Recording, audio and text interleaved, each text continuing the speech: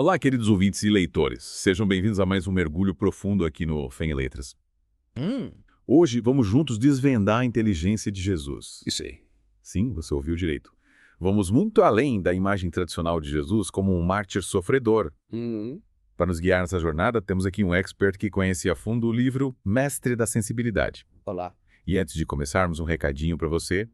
Curtir, seguir, ativar as notificações e compartilhar esse episódio nos ajuda pra caramba. É isso aí. Deixe também nos comentários sugestões de livros que você gostaria de ver analisados aqui no Fé em Letras. Adoramos a interação de vocês. Preparados para a imersão. O livro Mestre da Sensibilidade já começa com uma provocação. Para realmente amar alguém, é preciso conhecê-lo a fundo. Verdade. E para conhecer Jesus, precisamos ir além da superfície. Sim, O autor nos convida a mergulhar nos últimos dias de sua vida, onde se revelam os segredos de sua missão e a intensidade de seu sofrimento. exatamente. É como se ele dissesse: deixem de lado seus preconceitos e mergulhem na riqueza do pensamento de Jesus. Há muito a ser aprendido com ele, independente de suas crenças. Mas como podemos falar de inteligência quando pensamos em Jesus? O que o livro traz de novo sobre isso? O livro argumenta que Jesus era muito mais do que um líder espiritual. Ele era um mestre em diversas áreas da inteligência.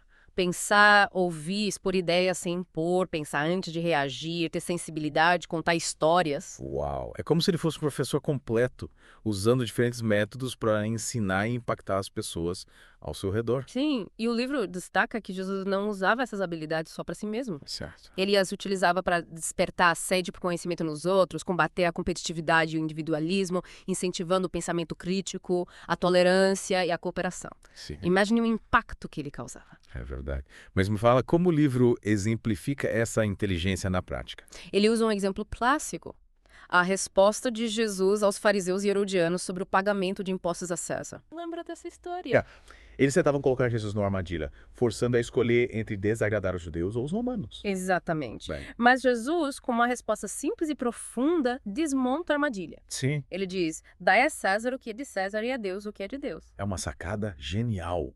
Ele reconhece a legitimidade do governo humano sem negar a importância do reino de Deus. Isso mesmo. Sim. E o mais legal é que essa frase, dita há tantos séculos, ainda nos ensina a lidar com dilemas, a conciliar demandas e responsabilidades. A resposta de Jesus nos convida a buscar soluções criativas que respeitem a complexidade da vida.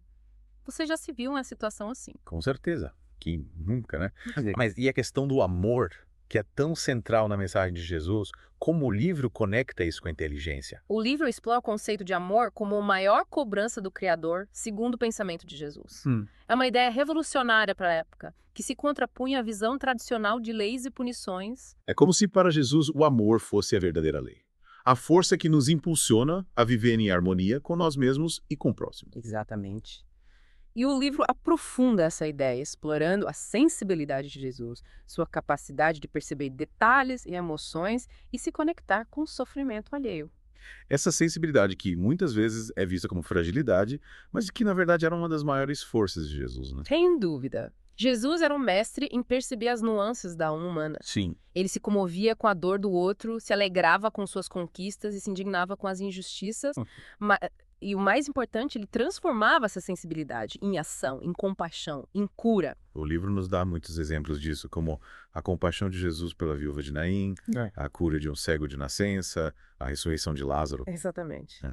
E todos esses momentos revelam a profunda sensibilidade de Jesus, sua capacidade de se conectar com a dor do outro e de oferecer cura e esperança. O livro nos inspira a cultivar a sensibilidade em nossas próprias vidas, a estarmos atentos às necessidades do próximo, a oferecermos um ombro amigo, uma palavra de conforto, um gesto de amor. Mas, como você bem disse, é preciso diferenciar sensibilidade de hipersensibilidade. Sim, essa é uma diferença importante. Enquanto a sensibilidade nos abre para o mundo, a hipersensibilidade pode nos tornar reféns de nossas emoções, vulneráveis a cada estímulo externo. Jesus, apesar de sua sensibilidade aguçada, sabia se proteger dos excessos de estímulos, filtrando as informações que chegavam até ele e mantendo o foco em sua missão. Me parece que estamos falando de um equilíbrio fundamental, né? Entre a sensibilidade que nos conecta com o mundo e a força interior que nos permite lidar com as dificuldades sem sermos dominados por elas. Exatamente.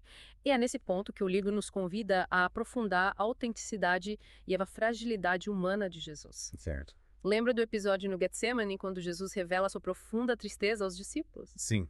Há um momento de grande vulnerabilidade, em que Jesus se mostra como um homem que sofre, que teme, que duvida. E essa fragilidade não diminui Jesus, muito pelo contrário. Ao se mostrar humano, Jesus nos convida a acolher nossas próprias fragilidades, a reconhecer que somos seres limitados, imperfeitos, em constante processo de aprendizado. É como se ele dissesse: ei, é normal sentir medo, tristeza, angústia. Não precisamos esconder nossas emoções, fingir que somos fortes o tempo todo. Exatamente. A autenticidade de Jesus nos liberta da necessidade de sermos perfeitos, de termos todas as respostas, de estarmos sempre no controle. Ele nos ensina a sermos genuínos, a abraçarmos nossas vulnerabilidades e a buscarmos apoio nos momentos de dificuldade. Mas o que me intriga é que, mesmo em sua fragilidade, Jesus se mantém firme em seus propósitos. Sim. Ele não se deixa abater pela traição de Judas, nem pela negação de Pedro. Ele enfrenta seus algozes com coragem e dignidade, sem perder a compaixão e o perdão. Como ele conseguia manter esse equilíbrio? Essa é uma ótima pergunta. O livro nos leva a refletir sobre a saúde emocional de Jesus. O autor argumenta que Jesus não sofria de transtornos típicos, como depressão, síndrome do pânico ou TOC. Ele nos convida a investigar as características que o tornavam uma pessoa emocionalmente equilibrada, mesmo diante de tantos desafios. Então, além da inteligência, da sensibilidade e da autenticidade, o livro também destaca a saúde emocional de Jesus como um diferencial. Sim, e essa saúde emocional não era mágica, era resultado de escolhas, de atitudes, de um estilo de vida. O livro destaca algumas características-chave que contribuíam para a saúde emocional de Jesus. Quais seriam? Estou curioso. Sua capacidade de perdoar, sua positividade, a busca pelo prazer nas pequenas coisas e sua resiliência. Ou seja, Jesus nos mostra que a saúde emocional não depende de vivermos em um mundo perfeito, livre de problemas e sofrimentos. Ela se constrói na forma como lidamos com as adversidades, na capacidade de encontrarmos sentido e esperança mesmo em meio ao caos. E que o livro faz uma conexão muito interessante com a nossa realidade, né? Porque todos nós enfrentamos desafios, dores, perdas. A questão é como lidamos com tudo isso. Exatamente. E o livro nos convida a buscar inspiração em Jesus para cultivarmos nossa própria saúde emocional, a aprendermos a perdoar, a focar no positivo, a apreciar as pequenas coisas da vida e a desenvolvermos nossa resiliência para enfrentar os desafios que inevitavelmente surgirão em nosso caminho. E chegamos a um dos momentos mais intensos da vida de Jesus.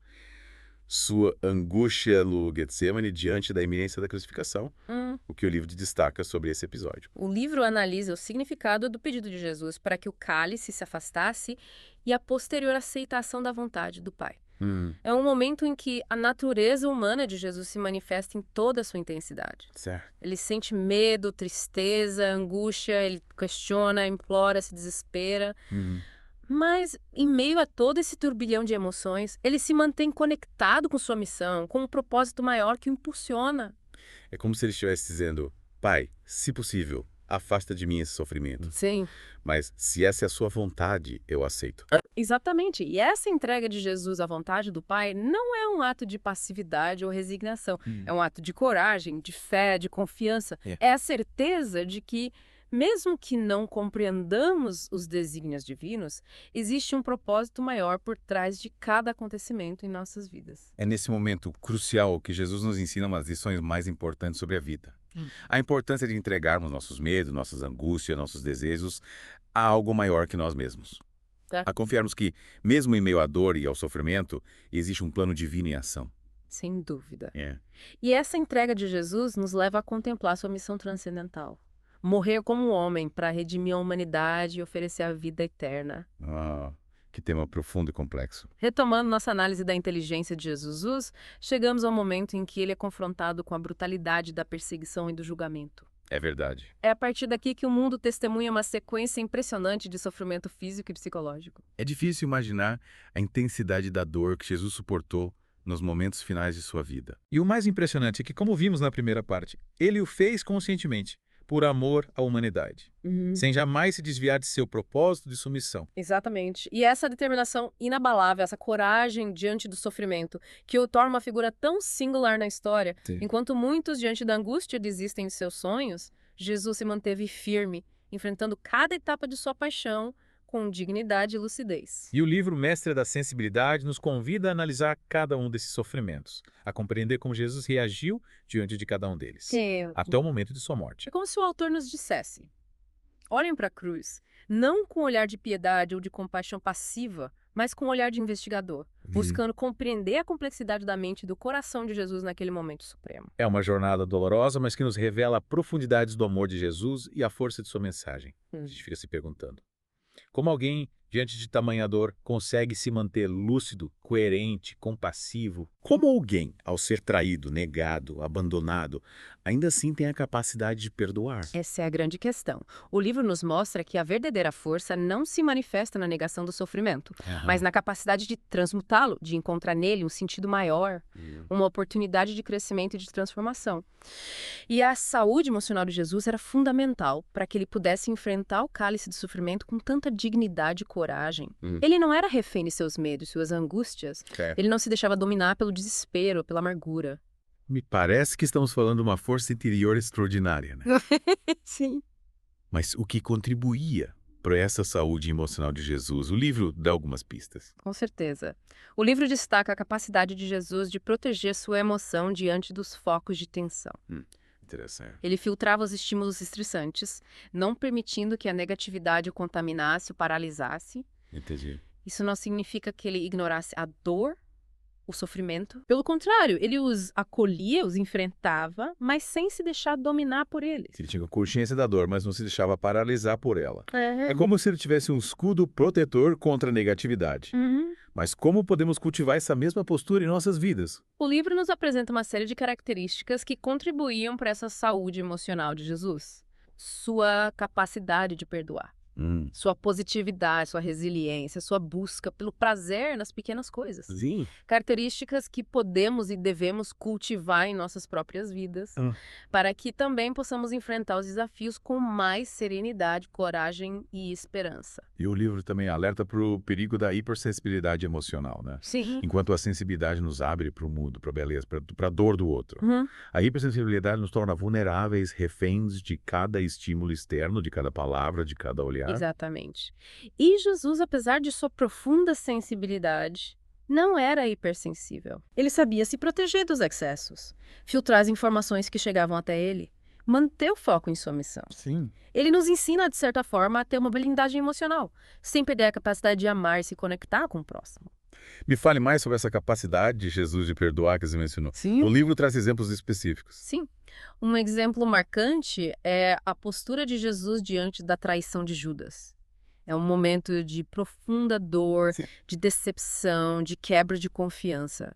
Mas, em vez de se entregar à raiva ou ao ressentimento, Jesus acolhe Judas, o perdoa, o liberta. É um gesto de compaixão e de amor incondicional que nos desafia a rever nossas próprias posturas diante da traição, do abandono, da decepção. Sim. A gente costuma guardar rancor, alimentar mágoas. E Jesus nos mostra um outro caminho, o caminho do perdão. E o livro nos lembra que perdão não é um ato de fraqueza, mas de força. É a capacidade de rompermos as correntes do passado, de nos libertarmos da amargura, do ressentimento e de abrirmos espaço para a cura, para a reconciliação. Mas e o abandono dos discípulos? Como Jesus lidou com isso? Imagina a cena. Jesus, prestes a enfrentar um momento mais difícil de sua vida, busca o apoio de seus amigos mais próximos. Mas eles, dominados pelo medo, acabam dormindo. E mais tarde, o abandonam. É a solidão na sua forma mais cruel, mais dilacerante. É de partir o coração. E como Jesus reage a essa situação? Ele demonstra a fragilidade da natureza humana, a inconstância dos afetos, a força do medo diante da ameaça. Mas também nos revela a grandeza do amor de Jesus, que mesmo diante do abandono não deixa de amar, de perdoar, de acreditar naqueles que o decepcionaram. É comovente. Em vez de se revoltar, de condenar, ele simplesmente ama. E esse amor incondicional nos convida a rever nossas próprias relações, a buscarmos a reconciliação, a oferecermos uma nova chance, a acreditarmos no potencial de transformação que existe em cada ser humano. O livro também destaca a importância de termos amigos verdadeiros. Aqueles que nos amam incondicionalmente, que nos acolhem em nossas fragilidades, que nos apoiam nos momentos de dificuldade. Amigos como Pedro, Tiago e João, que apesar de suas falhas, de seus medos, se mantiveram próximos a Jesus, testemunhando sua dor, seu sofrimento, sua entrega total à vontade do Pai. Exatamente. Esses amigos, mesmo em sua imperfeição, nos ensinam sobre a importância da lealdade, da compaixão na presença amiga nos momentos de dor e de solidão.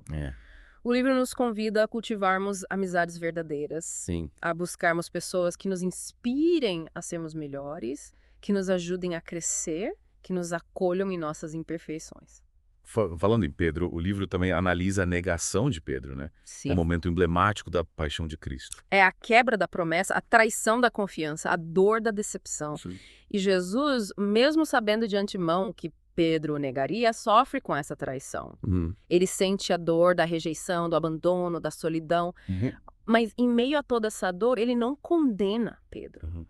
Ele o compreende, o perdoa, o espera. É um amor que transcende a lógica humana, que acolhe, que perdoa, que restaura. E o livro nos convida a refletir sobre nossas próprias reações diante da decepção, da traição. Será que somos capazes de perdoar como Jesus perdoou? É verdade. Será que conseguimos amar incondicionalmente, mesmo quando somos feridos, rejeitados, abandonados? Esses questionamentos nos levam a um mergulho profundo em nosso próprio interior. Sim. Há uma análise sincera de nossos valores, de nossas crenças, de nossas atitudes. O livro nos convida a buscarmos inspiração em Jesus, aprendemos com ele a arte do perdão, do amor incondicional, da compaixão. E, continuando nossa análise, chegamos a um momento em que Jesus é preso e levado a julgamento. Como o livro descreve a postura de Jesus nesse momento tão difícil? O livro destaca que Jesus, mesmo diante da injustiça, da violência, da humilhação, se mantém firme em sua dignidade, em sua serenidade. Sim. Ele não revida as agressões, não se deixa levar pela raiva, pelo ódio. Ele se mantém conectado com sua missão, com um propósito maior que o impulsiona. É como se ele dissesse, a violência não é a resposta. O ódio não é o caminho. Sim. A vingança não nos liberta. O amor, a compaixão, o perdão, esses são os valores que nos elevam, que nos transformam, que constroem um mundo melhor. Exatamente. E o livro nos convida a refletir sobre a forma como reagimos diante da injustiça, da violência, da agressão. Será que somos capazes de responder com amor, com compaixão, com perdão? Sim. Ou nos deixamos dominar pela raiva, pelo ódio, pelo desejo de vingança? É verdade. Esses questionamentos nos levam a um mergulho profundo em nosso próprio interior, a uma análise sincera de nossos valores, de nossas crenças, de nossas atitudes. O livro nos convida a buscarmos inspiração em Jesus. Aprendemos com ele a arte da resistência pacífica, da compaixão, do perdão. E à medida que aprofundamos nossa análise da inteligência de Jesus, nos deparamos com um paradoxo. Como pode alguém que demonstrou tanto poder, tanta sabedoria, tanta força, se entregar tão completamente ao sofrimento, à humilhação, à morte? É nesse ponto que a figura de Jesus transcende a lógica humana, nos levando a confrontar o mistério da fé, a grandeza do amor incondicional, a profundidade do sacrifício em nome de um bem maior. E o livro nos convida a contemplar a cruz, não como um símbolo de derrota, de sofrimento, de morte, mas como um símbolo de amor, de entrega, de redenção. E Jesus, na cruz, nos ensina sobre a força da vulnerabilidade, sobre a grandeza do perdão, sobre a beleza da compaixão. Ele nos convida a amar incondicionalmente, a perdoar sem limites, a nos doarmos em nome de um ideal maior que nós mesmos. E, ao contemplarmos a cruz, somos desafiados a rever nossos próprios valores, nossas prioridades, nossas escolhas. Somos convidados a buscarmos um sentido maior para nossas vidas, a construirmos um mundo mais justo, mais fraterno, mais humano. E Jesus na cruz nos mostra o caminho. É realmente uma mensagem poderosa que nos convida à reflexão e à transformação. Na segunda parte do nosso mergulho, a gente viu como Jesus enfrentou momentos de extrema dor e sofrimento. Mas e o lado humano dele? O livro também fala sobre isso, né? Sim. O livro Mestre da Sensibilidade nos mostra que mesmo em meio ao caos e à dor, Jesus não perdia a capacidade de apreciar a beleza e o prazer nas coisas simples da vida. É quase um paradoxo, né? Como alguém que está prestes a enfrentar a morte consegue se conectar com a beleza do mundo. É aí que a gente vê a força interior de Jesus. O livro descreve como desde a infância ele cultivava o hábito da observação, da contemplação, da admiração pela natureza. Ele se encantava com o canto dos pássaros, com a beleza das flores, com a imensidão do céu estrelado. Essa conexão com a natureza o nutria, o inspirava, o fortalecia. E essa capacidade de apreciar as coisas simples se refletia na saúde emocional dele. Sim. Na serenidade, na forma como lidava com as adversidades. É como se ele encontrasse paz e beleza mesmo em meio à tempestade. Exatamente. E o livro nos convida a cultivar essa mesma sensibilidade, a buscar a beleza nos detalhes do cotidiano, a encontrar prazer nas coisas simples da vida. Em vez de vivermos no piloto automático, correndo de um lado para o outro, podemos desacelerar e silenciar ruído mental e apreciar a beleza que nos rodeia. É verdade. Que tal você, ouvinte, querendo um dia? Essa é uma pergunta importante. A gente se acostuma tanto com a correria que às vezes esquece de apreciar as pequenas coisas. Um café quentinho pela manhã, o sorriso de uma criança, um abraço apertado. Sim. Mas o livro vai além da beleza da natureza, né? Sim. Ele nos convida a contemplar a beleza do amor incondicional de Jesus, que se manifesta em toda a sua plenitude na cruz. É na cruz que Jesus nos revela a profundidade de sua compaixão, a grandeza de seu perdão, a força de sua entrega total à vontade do Pai. É um amor que desafia a lógica humana, que nos convida a amar mesmo quando somos feridos, traídos, abandonados. Sim. É um amor que liberta, que cura e que transforma. Exatamente. E o livro nos mostra como esse amor incondicional de Jesus é capaz de transformar de curar feridas, de restaurar a esperança. É um amor que nos liberta do egoísmo, do ressentimento, da amargura. E nos convida a vivermos em plenitude, a construirmos um mundo mais justo, mais fraterno, mais humano. E essa mensagem de amor e compaixão é mais atual do que nunca, né? Com certeza. É um mundo tão marcado pela violência, pelo ódio, pela polarização. É. O exemplo de Jesus nos inspira a buscar um caminho diferente, um caminho de paz, de diálogo, de reconciliação. Mas o livro também destaca outro aspecto interessante da personalidade de Jesus, qual trazer em passar desapercebido em viver no anonimato. É mesmo. A gente sempre pensa em Jesus como uma figura pública, um líder carismático, multidões o seguiam, É verdade. etc. Mas o livro nos mostra que, mesmo tendo a consciência de sua missão divina, de seu poder extraordinário, Jesus preferiu viver uma vida simples, humilde e discreta. Sim. Ele não buscava o reconhecimento. Ele se doava em silêncio, sem alardes, sem esperar nada em troca. É um convite à humildade, né? A gente vive uma sociedade que valoriza tanto a aparência, o sucesso, o status social. E Jesus nos mostra que a verdadeira grandeza não se encontra nos títulos, nos cargos, nas posses, mas na simplicidade, na generosidade, no amor ao próximo. É como se ele dissesse, a verdadeira riqueza está dentro de você, não nas coisas materiais. Exatamente. E o livro nos desafia a repensar nossos valores, nossas prioridades, o que realmente importa na vida, o que nos faz verdadeiramente felizes. E para finalizar nosso mergulho, o livro destaca a atenção especial que Jesus dedicava a cada pessoa. Jesus não via as pessoas como uma massa, como um grupo homogêneo. Certo. Ele enxergava cada indivíduo em sua singularidade, em sua beleza, em seu valor intrínseco. Sim. Ele se doava de forma personalizada, atendendo às necessidades de cada um, oferecendo cura, conforto e esperança. É um exemplo de compaixão e empatia que a gente precisa resgatar, né? Em um mundo cada vez mais individualista, a gente precisa aprender a olhar para o outro, a se colocar no lugar do outro, a oferecer ajuda sem esperar nada em troca. Sem dúvida. O livro nos convida a cultivar essa mesma atenção ao próximo, a enxergarmos cada pessoa como um ser único, especial, digno de nosso amor e respeito. É um convite a rompermos com a indiferença, com o egoísmo, com a superficialidade e a construirmos relações mais autênticas, mais profundas, mais significativas. E Jesus, com sua inteligência ímpar, com sua sensibilidade aguçada, com seu amor incondicional, nos mostra o caminho. E assim chegamos ao fim do nosso mergulho profundo aqui no Via Letras. É isso aí. Esperamos que essa jornada tenha te inspirado a conhecer mais a fundo a inteligência de Jesus e a aplicar seus ensinamentos na sua vida. E não esquece de deixar seu comentário aqui embaixo contando pra gente o que você achou do episódio. Isso. Compartilhe também com seus amigos, curta vídeos, siga o canal e ative as notificações para não perder nossos próximos mergulhos. Que a sabedoria e o amor de Jesus continuem nos guiando em nossa busca por uma vida mais plena e significativa. É isso aí. Até a próxima